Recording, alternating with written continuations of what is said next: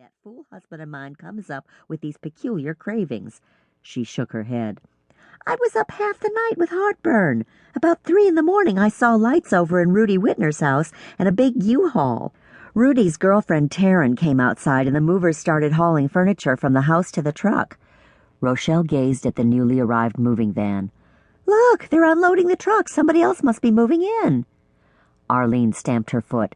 I'm going to strangle Kathy. She should have told me. I'm never the last to know. Judith suppressed a smile. Arlene was right. She was indeed the font of all knowledge, rumor, and gossip on Harold's-Gate Hill. Long ago, Judith had dubbed her neighbor's store of information as Arlene's Broadcasting System, or more briefly, ABS. Maybe, Judith said soothingly, Kathy doesn't know. It's odd to move out in the middle of the night. Why would they do that? Arlene glared at Judith. You wonder. Not as much as I do. And, she added, marching off toward the van, I intend to find out. Rochelle laughed and shook her head. Arlene's got more nerve than a peanut merchant. I admire her gumption. Judith nodded. Me too. She's a terrific neighbor. Both women stopped talking as they watched Arlene's animated conversation with the brawny movers. Bus? Arlene shouted.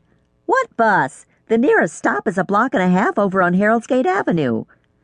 One of the men threw his hands in the air. The other stomped off toward the ramp that had been propped up behind the van. Oh, for heaven's sake, Arlene exclaimed. If you people can't speak English, at least show me your work order. My husband's the block watch chairman around here. We have to know. With a heavy sigh and sagging of broad shoulders, the mover who'd remained by the curb came around to the driver's side of the van and opened the door. He returned with a clipboard and shoved it at Arlene. Bus? Arlene snapped, looking up from what Judith presumed was the work order. You don't spell bus with 2 S's? The man tapped his finger several times on the sheet of paper. Oh, Arlene said more quietly, that's the person's name. Carry on, or lift on, or whatever you people do. She headed back to Judith and Rochelle. Someone named Billy Buss is moving in, Arlene announced. He's from Oklahoma. There was a handwritten note attached to the work order. I think I got the gist of it. It indicated that Mr. Buss was anxious to be in the house by today, which I suppose is why Rudy and Taryn had to move on such short notice. I hope they got a break on their rent. I was never fond of them, but fair is fair after all. This Buss person sounds very demanding. I hope he's not a musician. Amen, Rochelle said with fervor. Rudy and his violin just about drove Gabe and me crazy as a pair of 3-legged chickens. Judith agreed wholeheartedly. His outdoor practice sessions, especially when he did them in the nude during the hot weather, upset all of us, including my B&B guests. Arlene shot Judith a dark glance. And that wasn't the worst of it, she said pointedly. It wasn't, Judith responded with a grimace. I'm still trying to forget about that whole wretched episode. Rochelle's smile was ironic. You and your dead bodies. If it wasn't so terrible, it'd be funny.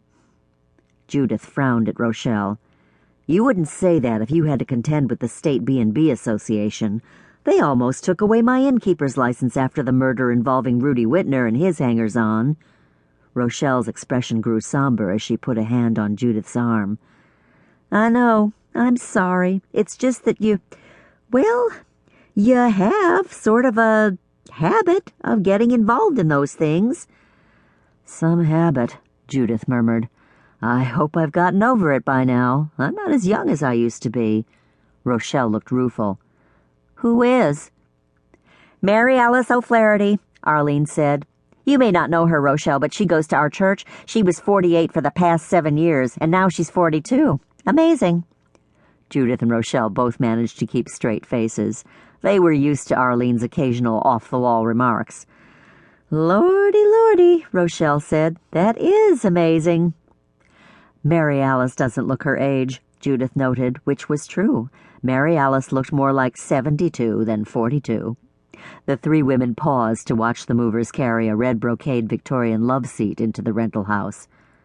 Gaudy, Rochelle commented. That thing looks like it belongs in a whorehouse. Arlene's blue eyes widened. You don't think...